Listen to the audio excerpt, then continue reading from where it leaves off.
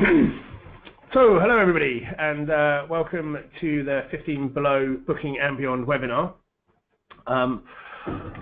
We are here today to talk about how to take a customer-centric approach to driving revenues. So today we're going to be focusing on the revenue opportunities around customer service, around that space where you engage with the customer already. You've probably already sold them a ticket if you're an airline, and it's how to provide really good customer service and make the most out of ancillary revenues and that kind of thing. We've got some great panelists on the call today who I'm going to introduce in a second, but first of all, a little bit of housekeeping. We run these webinars every quarter, and we do our own workshops and events throughout the year and that kind of thing. And we always like to base them around objectives. So today the objectives are to understand that connection between customer experience, communication and revenue. It's also how to try and help you to maximize the revenue of those opportunities, to understand the technologies that are available out there by the great third parties, some of which we have on the call today. Afterwards, we will be sending out a recording of this webinar, along with some practical next steps and that kind of thing.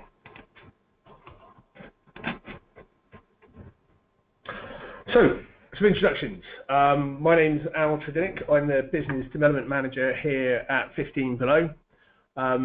We are a company that specialises in sending out automated communications for the travel industry, mostly for airlines, some travel companies. We look after about 620 million passengers a year, and what we're doing is sending out very targeted communications. These have mostly been for customer service reasons throughout the years, but recently we've seen some really interesting take-up for the ancillaries side of it. We get about a 75% open rate, for instance, on our pre-trip messages, which creates a great platform then to sell some really good targeted offers. We don't provide those offers in ancillaries, so we've asked some experts from the industry to join us today. I have Mark Brown, who's the Vice President of Sales Client Accounts EMEA for Fusion. Hi, Mark. Hi, Al. How you doing? Good. We've got Adrian, who's Strategic Partners Manager for Musement. Hi, Al. Hi, Adrian. And we've got Brian Porter as Vice President of Consulting for OpenJaw Technologies. Hi, everyone.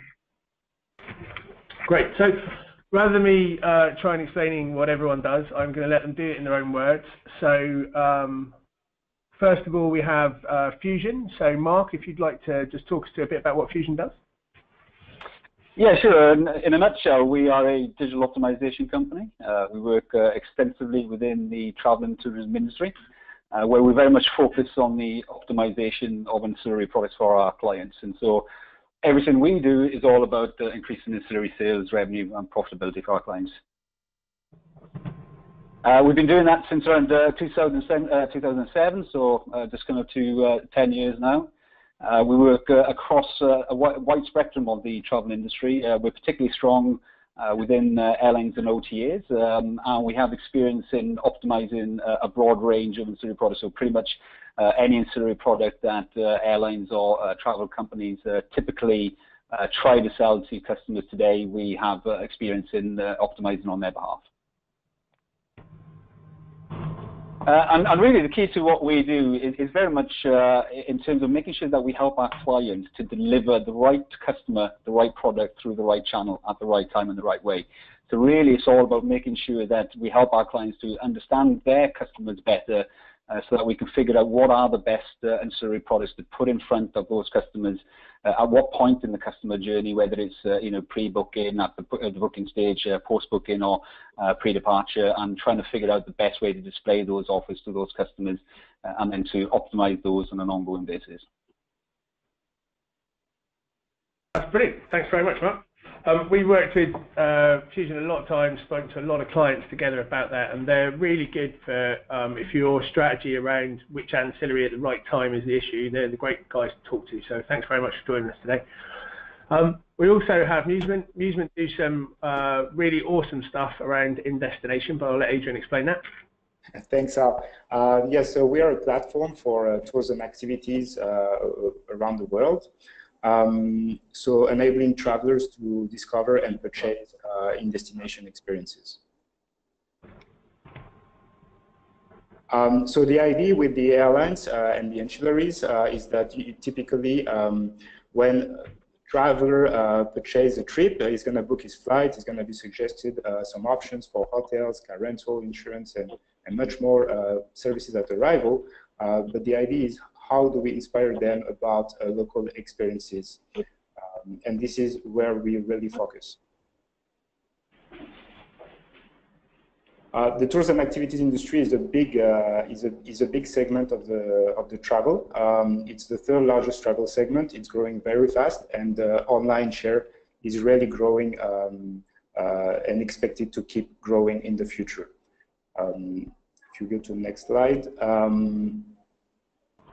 Therefore, we built this platform, which is Musement, and where we enable travelers to discover these local tours and attractions. They can find very different options, from food and wine activities to museum access tickets, outdoor adventures, or even sport events on the platform.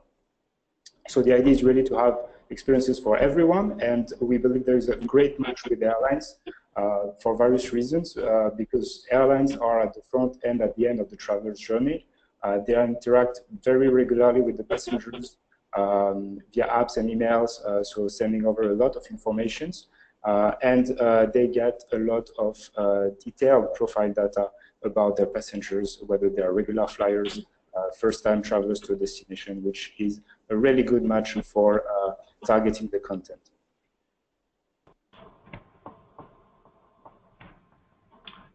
So this can be plugged in various touch points. An example is the pre-trip email, where we work with 15 Below, and that type of tours and activities to inspire the passengers about what they can do in destination can be included in this type of touch points, linking to white label environment of the airline. Yep. Musement are really great if you haven't spoken to them. One of the things I particularly love that we can do with them is API out the booking details along with weather information at the destination the customer's traveling to, and they'll come back, Musement will come back with the right thing to do at that destination, given that it's going to rain and you've got children with you, which is awesomely clever and really good customer service, as well as a great offer. And we also have Brian. Thanks for the introduction, Al. I think we can move on to the next slide. Right, so OpenJaw essentially helps airlines maximize revenue by really providing the e-commerce platform that empowers them to really sell the full journey. So we provide a solution that allows airlines to sell flights, seats, baggage, hotels, cars, lounges, attractions, etc. We've integrated with more than 70 third-party providers, and we also have a solution that allows airlines to create dynamic packages. We can move on to the next slide. So in 2016, we had global transaction values totaling more than $2 billion US. And this is in terms of providing solutions in past flights, including seats, bags, hotels, cars, etc. We can move on to the next slide. And in terms of customers, we work with airlines such as British Airways, Cathay Pacific, S7 in Russia, and Hainan in China. We can move on to the next slide. And we've recently had a conference where we've launched a bunch of new solutions in terms of our innovation path for 2017. So we've taken our T-Retail IBE into the cloud. We've launched a social solution that provides customer service with IBM Watson on social channels through chatbots. We've got a new marketing solution that focuses on top-of-funnel optimization. And we're busy working on a new supplier platform and a data platform that respectively take a look at rapid onboarding of new suppliers, rapidly reducing the cost of moving new suppliers onto the platform, and a data solution that looks at super personalization and propensity offering. Thank you, Al. Thank you. So yeah, I mean, we've done, like OpenJaw, a great company. We've done a lot of joint pitch with them recently. What I hope you can see from the panel there, what we've tried to do is we've tried to get the whole sort of good representation across that whole sort of framework. So we're sending the messages. You've got OpenJaw for the e-commerce platform. Fusion can optimize things. Musement is a great example of one of those awesome ancillaries, particularly one that's really well curated. So just to set the scene a bit for the discussion before we go into the questions, the reason that we're all talking about this is because revenue, as we know, is always a massive challenge for airlines. Actually making some profit is always a challenge. It's an incredibly complicated industry, travel, particularly for airlines. They, to actually make profit on a flight is incredibly difficult, and maximising that is particularly important. The actual profit rates have been going down the last couple of years, despite the fact that the overall industry is in a growth phase. Demand is continuing to rise all of the time. I think we're due to be on about 4 billion journeys next year, something like that, in airline travel. If you amplify that out by all of the hotel stays, the cruise ships, the transfers, everything else, it's a massively complicated beast now with lots and lots of demand, but getting that right is going to be really, really important, which is partly why we've put this together today. So consumers no longer simply think about things as exchanging money and just buying products. They're talking about experience these days. Experience is the new currency. Everyone's looking to get those better experiences. I was reading a trend watching article earlier, and they made a great point, which was, it was about Asia, and it was saying that, bear in mind that if you're 1 in a million in Asia, there's still 1,500 of you. So trying to have a unique experience, something you can share, something you can talk to your friends about, something that's tailored to you has become really important. There's obviously huge opportunities in this to grow revenue by creating unique and valued customer experiences. So it's actually pretty good in a way, because now we can personalize things and get things tilted around a customer service point of view. We can provide really great customer service, and we can make really good revenues about it. When we're talking about fitting revenue into customer experience, ultimately you're talking about driving the conversion rate up, because it's the right offer for the right person at the right time, delivered in the right way. So, first of all, the first topic we're going to cover is identifying the right opportunities. Before we go to the panel, we're going to do a poll question. So the first poll question is, where are you currently seeing the biggest opportunities to drive your ancillary revenue? So this is a question out there to the audience, please. So all the delegates, if you could have a look at the questions on the screen and vote. We've got the options in there are within post-booking notifications, with the airports and airport retailers, in flight, in destination, or on the journey home. So where do you think the biggest opportunities to drive your revenues are now?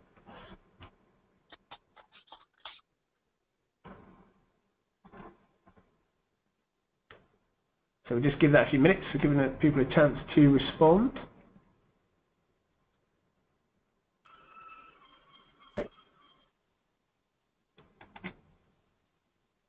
So, looking at the results there, which are pretty small on my screen actually. So, overwhelmingly there actually have said that the best place to do it is in post-booking notifications.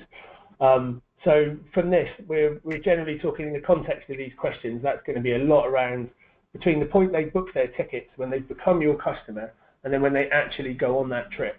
It's been actually, I'm surprised that it's not more spread out than that actually. But in-flight is obviously another big one. We're talking to lots of companies at the moment looking at how to engage with customers while they're sat on the plane. So I'm just going to sort of go around the panel basically and ask people what they think of those results and what they think the opportunities are. Mark, what do you think of that? Yeah, I'm not entirely surprised. I think obviously if you think about the various different communication channels that you have available to to reach out to customers, and obviously post-booking, certainly through post-booking emails and those sort of key touch points are always going to be the paramount ones. So I think that's not surprising from that perspective. I'm slightly surprised about the airport one, because obviously I read recently about Michael O'Leary talking about the fact that within the next probably 5 to 10 years, he sees an opportunity where he will actually provide flights free of charge, departing from certain airports, because if he sees the airports actually paying him the the fees or the revenues going forward, and obviously making money off the back of that. So potentially going forward, I see a good opportunity within the airport space as well to increase consider revenues. But certainly, pre-departure emails and any point that you have to communicate with the customer before they depart, crucially is an opportunity to have some form of cross-sell message to that customer, if it's appropriate. And so I think that's not surprising really. Yeah, I've got to say actually, I think the airport thing is a really good one. There's a question later if we get to it about disruption and what to do with passengers are delayed at airports. The coordination between airlines and airports, it still seems like they're fighting each other rather than cooperating, which I think is leaving an awful lot of money on the table. The airlines have got the customer contact details, the airports have got things and the customers to spend money on, and there doesn't seem to be an awful lot of coordination between those two things. So it's definitely an interesting space. Adrian, what do you think now? I mean, I know obviously you guys deal with stuff in destination, but I'm assuming a lot of those trips get booked in advance, do they? Yeah, absolutely. Usually, typically 48 hours before the trip, I would say is the average. So obviously agree with the post-booking notifications, not only right after the purchase, but all along until the travel. But obviously I would combine it with in-destination offers, which are definitely part of the travel experience to the passengers, and that could easily be integrated within all these touch points. Yeah. Are you seeing, I mean, who's doing that in-destination stuff well at the moment whilst the customers are actually there? Is that coming out through hotels? Is it going out through, I know you guys got an app that I've used before, I seem to remember, but I mean, how's that generally working? If people decide to take a trip whilst they're there, is that, who's promoting that well to you? Yeah, they would usually start to prepare actually what are they going to do in destination, a couple, as I said, about 48 hours before traveling, but a lot also of the business potential can be done while arrived at destination. So really being here to help them, taking the best out of the city, guiding them toward the best spots, and giving them a seamless access to the best places to visit in destination.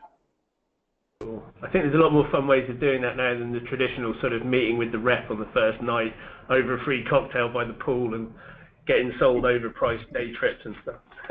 Yeah, exactly. And Brian, what do you think of those results and the question in general? Yeah, I mean, I think it was what I was expecting to see. I think it's quite interesting because, at this point, you've essentially built up the flight itinerary for the customer. So you've got so much information, and I'm actually surprised that more airlines aren't doing this more effectively. Within the transactional mail, you've got the ability to provide such relevant offers in terms of your ground ancillaries, so your hotels, your transfers, your car rental, your events, etc., that are actually based on the information that you have, according to what the passenger mix looks like, what the destination is, and the time period that the customer is going to be there. I think as well through a platform like OpenJaw, you've got the ability to do some exciting stuff as well with dynamic pricing. Because at this point you've effectively paid for your cost of acquisition of the customer, so there's the ability to entice the customer to take up the ancillary offers through some level of dynamic discounting. I think as well, seeing the in-destination stuff, I think that's also quite important. I mean, once the customer's actually started their itinerary, the ability to provide contextual offers is also very strong. And I think that at this point, the mindset of the customer has changed from making logistical decisions about their travel to making emotional purchases now that they're actually living the experience. Absolutely, yeah. I mean, I totally agree with that. We often talk about how the things that the segments people will buy 3 months out from their trip when they're calm, and it's not whilst they're traveling. The emotions you're experiencing whilst you're actually in that process are completely different, and your needs and your context change. It's not something we're going to cover today really, because we're talking about from the point of booking onwards, but I know we've spoken to all three companies on the panel about abandoned cart. So we send out a lot of abandoned cart messages to people actually buying the ticket in the first place, and making sure that we can go back and get the right fare even though it's 2 days later, making sure that there are good sensible offers in there to do with that holiday to make it easier, and using someone like Musement to say, well, if you don't come on this trip with us in that week, you're going to miss this festival, this gig, this opening, whatever it is. That's, that takes it right back. Like I say, we're not really covering that here, but that's probably a step before the booking that we could have covered, kind of thing. Yeah, absolutely. There's so many opportunities within the booking flow for merchandising, whether it's a cross-sell, an upsell, or a switch sell. But I think that all comes back to the point that we're probably going to make a little bit later about the journey map. Yeah, absolutely, yeah.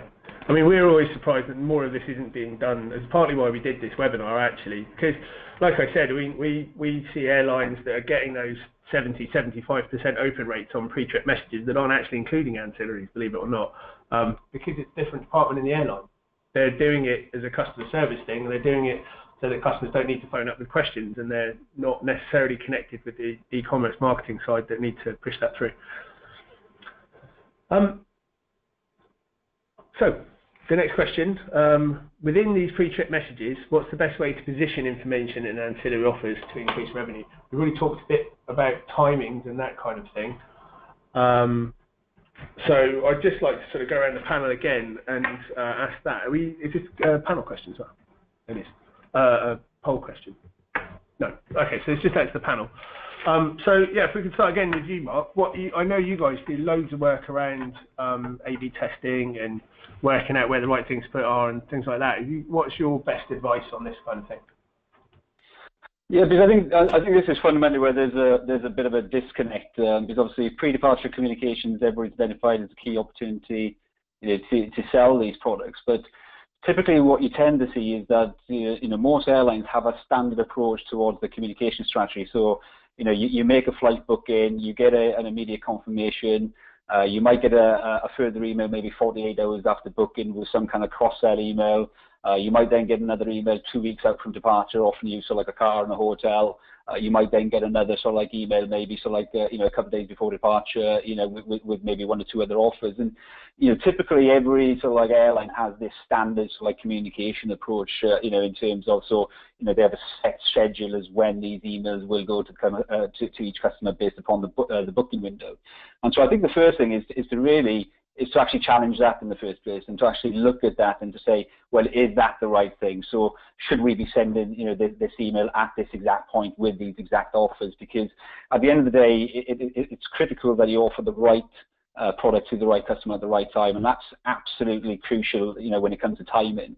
And so it's trying to understand your customers and trying to understand at what point in that booking window are they purchasing these other products and services? So when are they in the market for a hotel? When are they in the market for a car? When are they, purchasing their insurance? When are they, looking at their destination-based offers and things like that? And so trying to figure out, in that life cycle, between the booking and between the pre-departure, between the actual trip itself, when are they in the market for each of those products? And so, you can use a lot of data to look at that, and certainly, there's a lot of ways that you can collate information from lots of different sources to try to understand the behavior of your customers better, to understand that timing. But crucially, it's about testing as well. So, changing, the actual frequency or the timing of these emails to these customers at different points in that customer journey with the various different offers to really find the right blend. So when is that perfect opportunity to sell that product and service? And that's where things like A/B and multivariate testing comes into play with that. So I think that's the key thing for me going forward, is to really try to understand that customer journey, understand that booking window and what your customers are purchasing in that booking window, and then try to tailor these messages and offers and time them at the right time for the customers. Yeah, totally. I mean, I think one of the things it's trying to, from our point of view as well. I mean, one of the things is obviously based on what maybe we'd work out with you, the right time to, the right offers to promote at the right times, is working out what communications are appropriate to go with that at the right time. So I know, Adrian, you said that it's 48 hours before the trip, before the arrival. Is that right? Yeah, exactly. It goes completely along with what Mark was saying about the right timing and placing the right thing at the right timing. I think the most important at the end is to place content that makes sense for the user at the appropriate time. That's what we do ourselves with directly on the B2C standpoint. But we've seen also many cases, business cases with partners. It's really important to make it work to really get the best. You don't want to start receiving the wrong information before or too late. So this is really the key to success to me. So we're checking. Sorry, I was going to say, Adrian, is checking notifications. Do they make it? Is that around the right window? Is that too early? Too late? No, I think for us, at least on the in-destination activities, we noticed and we keep learning every day. But it's quite last minute, so it's really from 48 hours before the trip and after actually the trip. Once arrived at destination, that there are a lot of business opportunities. Sorry, Mark, what were you going to say? Yeah, no, I was just going to add to that and to say, obviously I worked airline side for a number of years and worked in the sort of revenue and and I have a direct sort of like example of this, and previously we offered destination-based offers, but we typically only did it as a cross-sell in the initial email that went out to customers, post-booking. And so, if you take an average booking window of 45 days, customers are not in the market for product, for say, things like destination-based offers at that particular point. So it's more important than to introduce this email so like 48 hours before departure, as Adrian just mentioned, so that you're targeting, those offers to those customers at that right point, because they're going to be right for purchasing those products at that point. And the destination-based offers, industry, as Adrian mentioned, is worth billions. And I would ask, what percentage of that billions is currently generated by airlines? And I would probably say less than 1%. And so you can see there's a massive opportunity there for from that perspective to capture a share of a huge chunk of that market. 100%, yeah. I mean, let's face it, they're not making much money out of flying anyone anywhere. It's probably a good idea to get as many of these big opportunities in there as possible, because the airline's doing all the hard work. They should be capitalising on these things. Brian, what do you think about this? Yeah, I think it's a tough one. Also taking a look at sort of my previous airline experience, I think one of the issues is who actually owns the communication with the customer between post-sale and pre-trip. I think within the airline itself, there's a battle between the e-commerce department, the revenue department, the operations side, the call center, just in terms of what information is actually contained in these emails. And it's a battle for real estate. You take a look at the latest stats, and about 80% of transactional emails are being opened on mobile devices. So it's important, I think, to make a clear decision from the airline's perspective as to what's being communicated to the customer, at each of these touch points. Make sure that the right communication is following the right channel. Leave the FAQs and all of that to user-generated actions through chatbots or visiting the website itself. But I think at the same time, focus on testing. I think it's important, not to necessarily spend a lot of time, thinking and talking about, what the right message is, but to put a message out there and then test it, learn from it, and then act again. Absolutely, yeah. I mean, we always see it as a bit of a trade-off when it comes to, getting the right information out at the right time. The most success we see, particularly with pre-trip and check-in and things like that, is you give the customer good information at just the right time. That gets you your engagement at your open rate, and then they'll then buy things off you through that communication. Obviously, it is super important to get the context right. Like you said, you've got to test it and work it out. So it becomes like a kind of concierge-style service where you made just the right offer at just the right time to just the right customer. We did years ago see a advert for a Creator Stella on a boarding pass, which was my greatest example of a really terrible bit of placement. Right, so let's go on to the next one. Yeah, so we talked a lot about airlines, and we also need to talk about travel companies as well. But just going back to that the statement about, obviously there is a lot of revenue in there. We know there's a lot of that stuff there. And this is a question to you, Adrian. How are people capitalising on this at the moment? What's your big stories you've got going on at the moment? Yeah, it's a good question. We talked about the timing, and we explained already how much the timing is key in terms of prioritizing in-destination experiences. The last thing the passengers want is to start receiving information about in-destination experience before they start to plan about their stay. I think there is another dimension here, which is getting the best out of the passengers' data that you can get. I quickly said it at the beginning, but like airlines are able to profile their passengers, really identify families, frequent flyers, etc. And based on that, and based on all this data, being able to push the right product. So if I'm a first-time flyer to Paris, I might be interested into visiting the Eiffel Tower. If I am going to Paris twice a month, I might be looking for more niche products. So it's really about, my advice would really be about making clusters and being able to customize the experience for my passengers, looking at their profile. Excellent. So it's all about using those API calls and the customer segmentation, and using all the details you've got. Yeah, and being able to cross all the details you get about the passengers. As I said, airlines have a lot of valuable data about the destination, when they will travel, in case of disruption. So it's really about being able to push the right content at the right time to the right passenger. Excellent. Thank you. Before we move on, by the way, I'd just like to point out that we're actually missing one panelist today.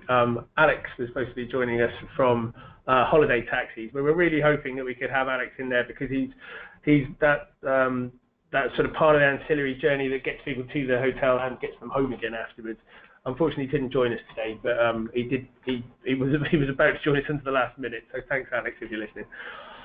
So on to topic 2, anticipating customer wants and needs using data, which follows on nicely from what Adrian was just saying. So we're going to go to another poll question out to the audience. Thinking about ancillary activities, how important is it to use all available data to map out the customer journey? So can you just get by with a bit of A/B testing? Do you need to drag as much data in as you can from CRM systems, from loyalty programs, from historical data, that kind of thing? So if everyone would like to vote.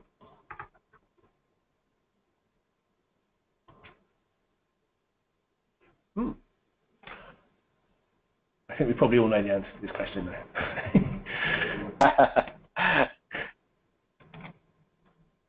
Right. Interestingly, though, lots of people have put very, not extremely.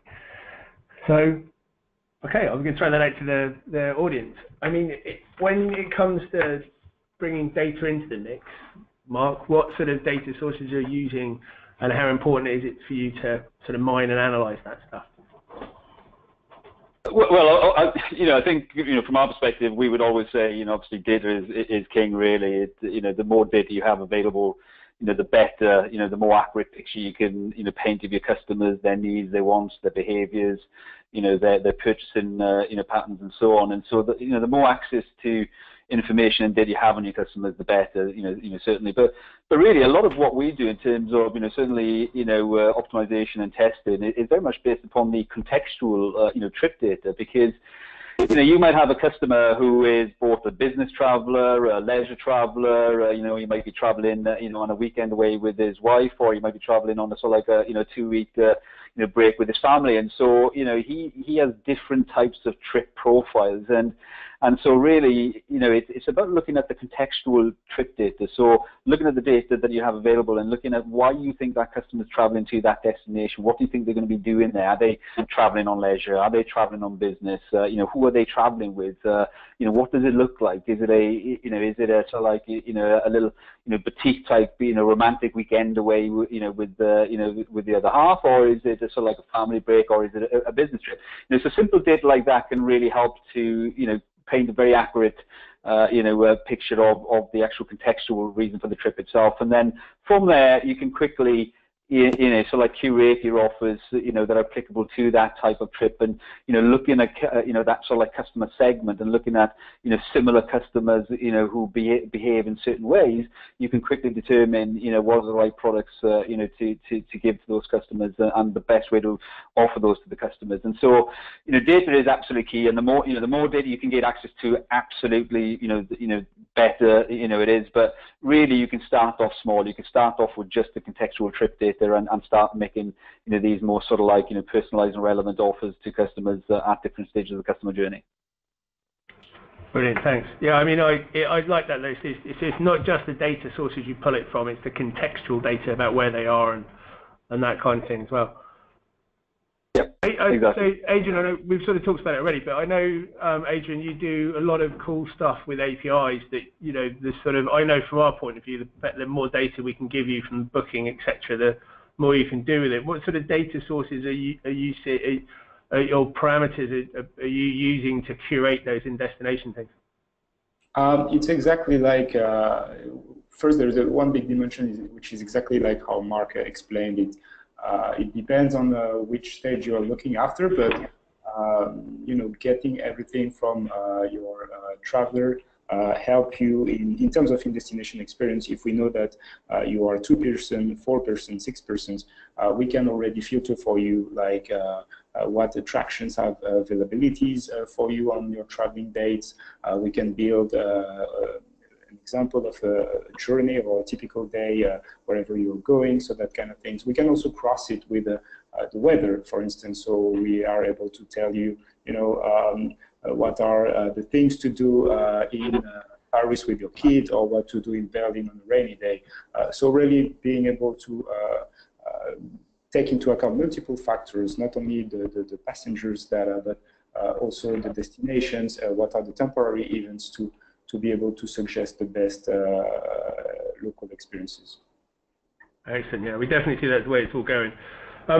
So, Brian, what sort of predictive analytics and that kind of thing are you guys using over there? Well, we're betting heavily on data and analytics from an OpenJaw perspective. Earlier this year, we actually hired a chief data scientist, and we're really focusing on pioneering a model at the moment that pulls in data from multiple sources. So that's taking a look at behavioral data or clickstream data from web activity, pulling in psychographic data from third-party social sources, and then taking a look at transactional data, so pulling in the PNR or the super PNR data, as well as the supplier data, so pulling in what we know about the actual inventory sources. And then we've really focused on sort of a stepped approach or a data trajectory in terms of data utility and analytics. So, at the very base, we're looking at the descriptive analytics, which, essentially gives you a view towards hindsight. So answers the question, what's happened? So that'll allow you to take a look at, common events and aggregate results. So this is typically the kind of value you get out of A/B testing, and answers questions like, how many new customers do we have? From there, we're moving into predictive analytics, and this is really where you start getting insight. So this is where you essentially start answering the question, what will happen? So, how many new customers are we likely to get? And really, it's all about forecasting. But our end goal is really, taking a look at prescriptive analytics, and this is really where you start gaining foresight. So it answers the question, how can we make something happen? So really, it's about utilizing, AI and machine learning to, give you the kind of value that allows you to make statements like, if we do X, how many new customers are likely to win? And our focus here is really on propensity and propensity modeling. So taking a look at the percentage likelihood a customer will have of potentially purchasing a product set positioned to him at a certain time. So, that's really our focus, on customer centricity and effectively utilizing data science to, drive the next best action in the customer journey. Awesome. I think everyone needs a data scientist. That would be great. Absolutely. I think if you don't have one, call your vendor. Yeah, totally. Yeah. Brilliant. Thanks, guys. That was really, really interesting. So now we're moving on to topic number 3, which is starting small and getting it right with notifications. So what we want to talk about here is, you know, sort of good, sensible steps to get this stuff right and what you need to think about. We have another poll question. So when it comes to driving more ancillary revenue, which notifications would you tackle first? So what we're going to talk about in the sort of closing sections of this panel is, you know, is what practical steps people can do. Here we'd like the audience to just say which things they think they're probably going to focus on next from an ancillary point of view. So we've got booking confirmations, itineraries, pre-departure check-in, disruption, so well, you know, are there opportunities when things go wrong, and then what to do in destination on the way home.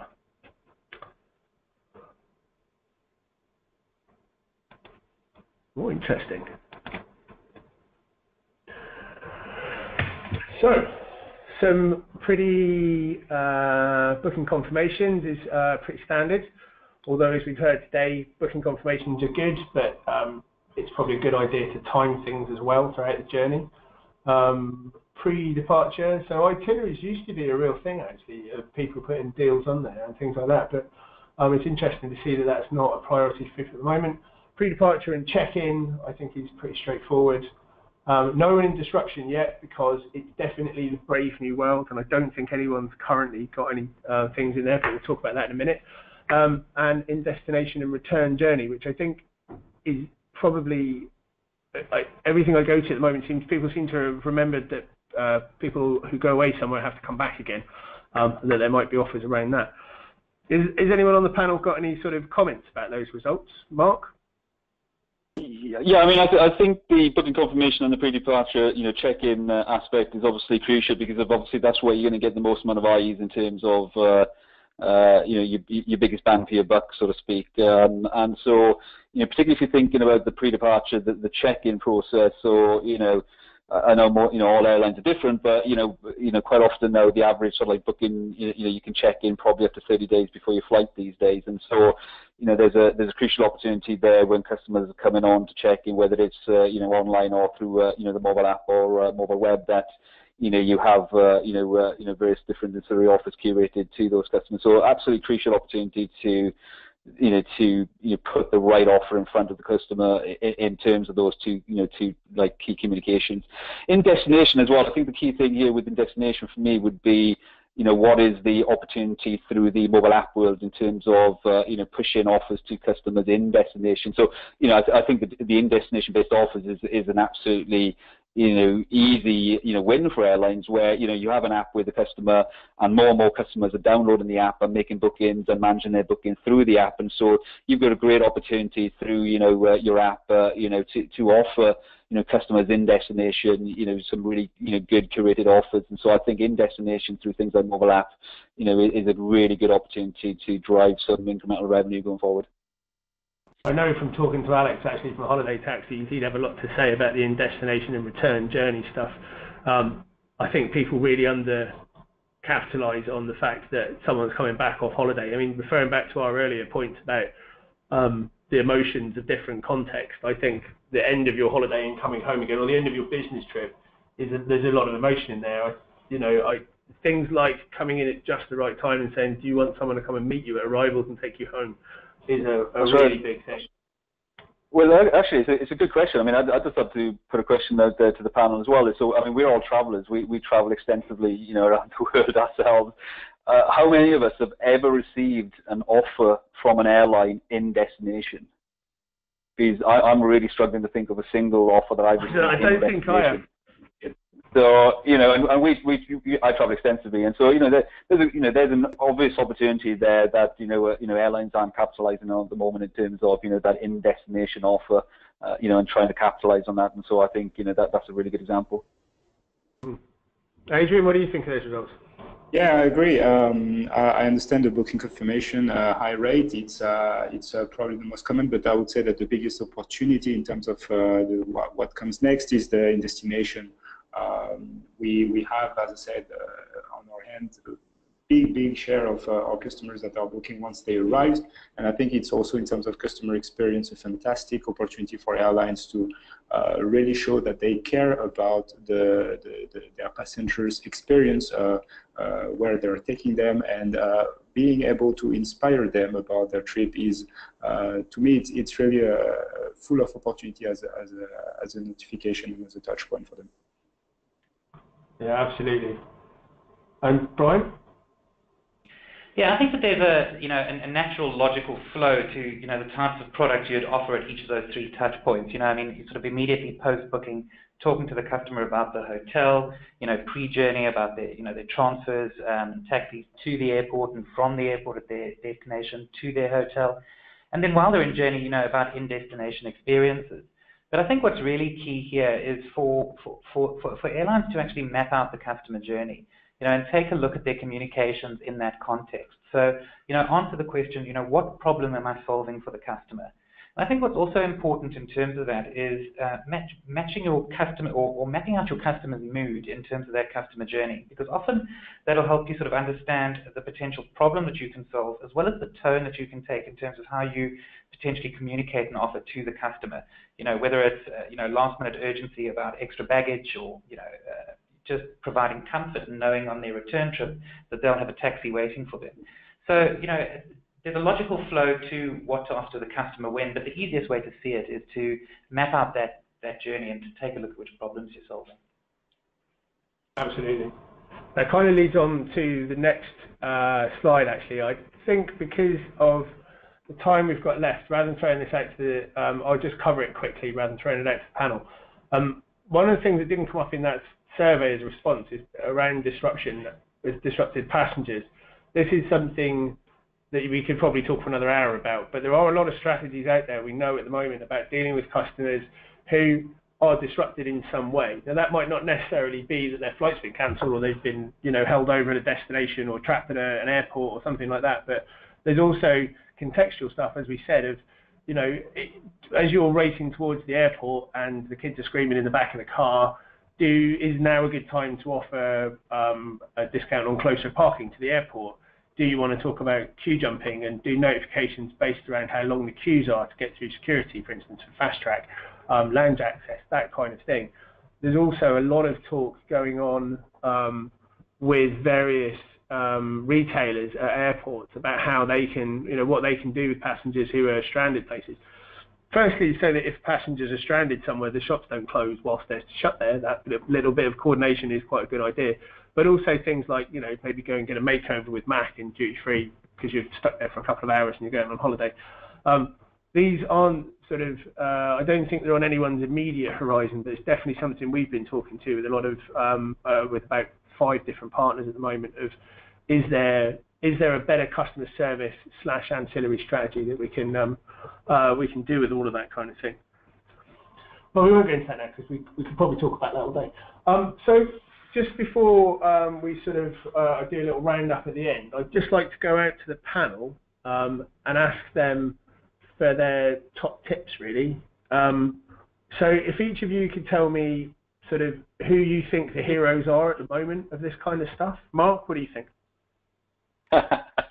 I've been struggling to think of somebody that I would say, put up there on a pedestal and say, these guys are doing it absolutely right. I think, the key thing is that I see room for improvement in every. I fly with lots of different airlines, throughout the year, and every single airline, has room for improvement in all of this. I think. The ones who are doing it right are the ones who are beginning to, to certainly personalize and, personalize that customer journey in terms of, from the booking stage through post-booking, trying to deliver more targeted and relevant offers to customers, trying to create more specific sort of like email communications around the right offers as well.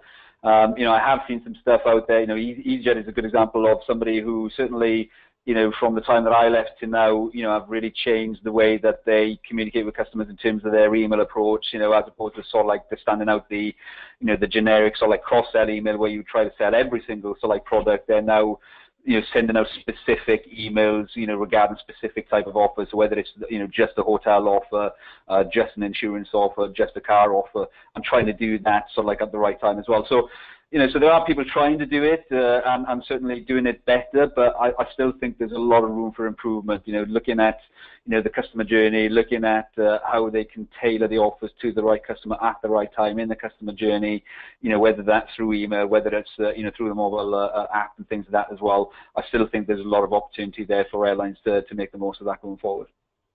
Do you think there's anyone else who's doing a good job of it? Do you think what's the gold standard, do you think, across other industries? Sorry, that's a really difficult question, but from my point of view, I think it's things like, I don't know, I feel like the rest of the retail world has kind of got a much better grip on this kind of thing of trying to sell me just the right thing, just when I want to, when I want it, Yeah, absolutely. I mean, certainly when you look outside of you look at retail and you look at things like Amazon and things that always come to mind, who are very good at personalising offers based upon your past purchase behaviours and things like that. So yeah, there's a lot of good examples of things like that.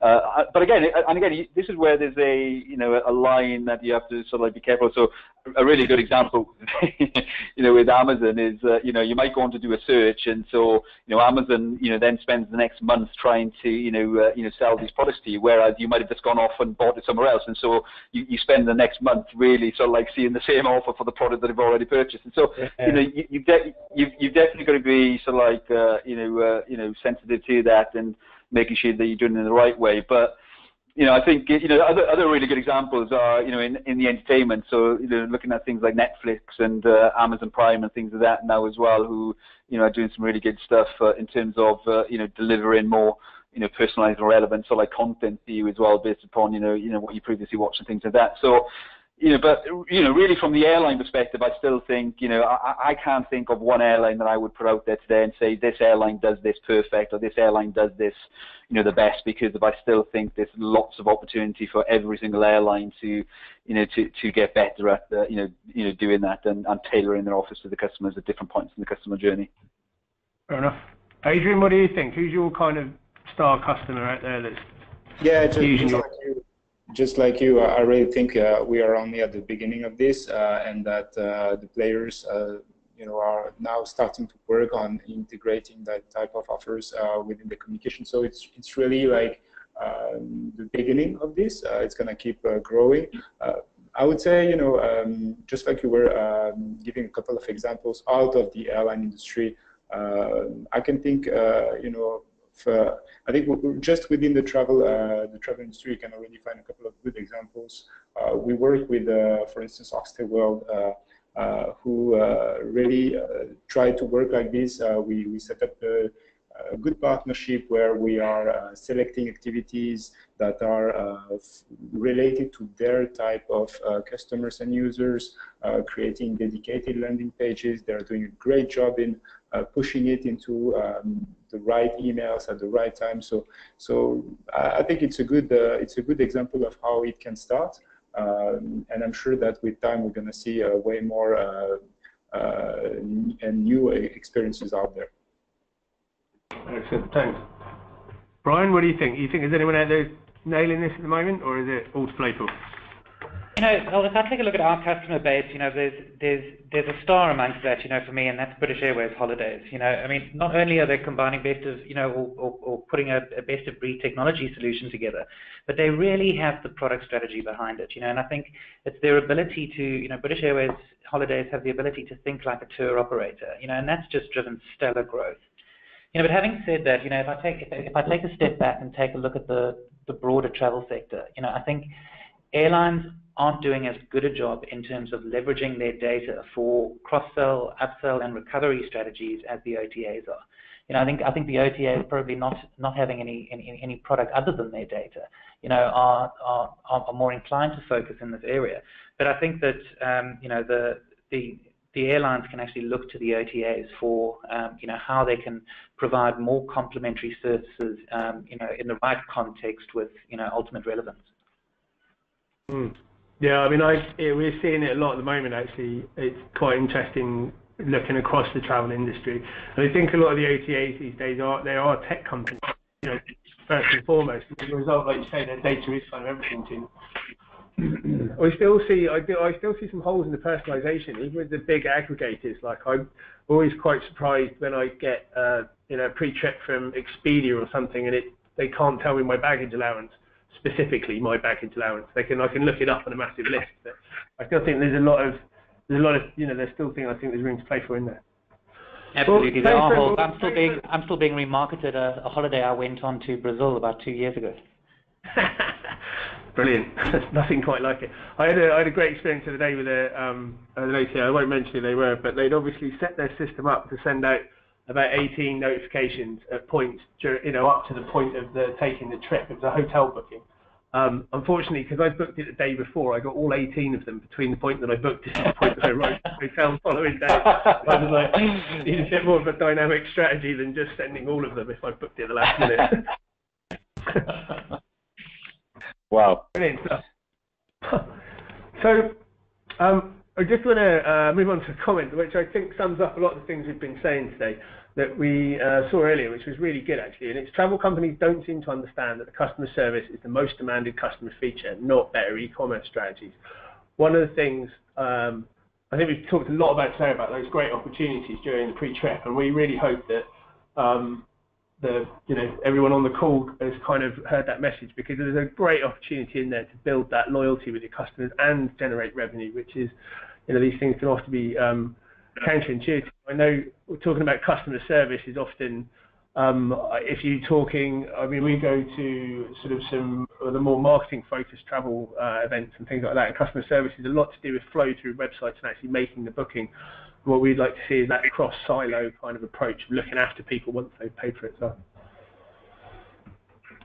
So just to give a bit of background about us, I don't want to bang on about us too much, but we're 15 Below, and we do all sorts of messaging from booking confirmations right through to pre-trip messages, things like check-in, auto check-in, and a lot of stuff around disruption. If anyone's interested in any things they've heard today about from any of our panelists, please do get in touch. If anyone's like to talk about their strategies, please do let us know, and we can put you in touch with people and that kind of thing. From here on in, what we're going to do is we are going to make this recording available and send out a link to everyone. We'll send out the deck. If anybody wants to talk to anyone on this, just let us know.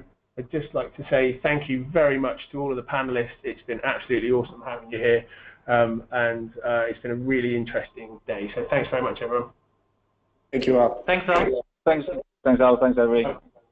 Bye, everyone. We'll see you next quarter. Bye. Bye-bye. Bye-bye.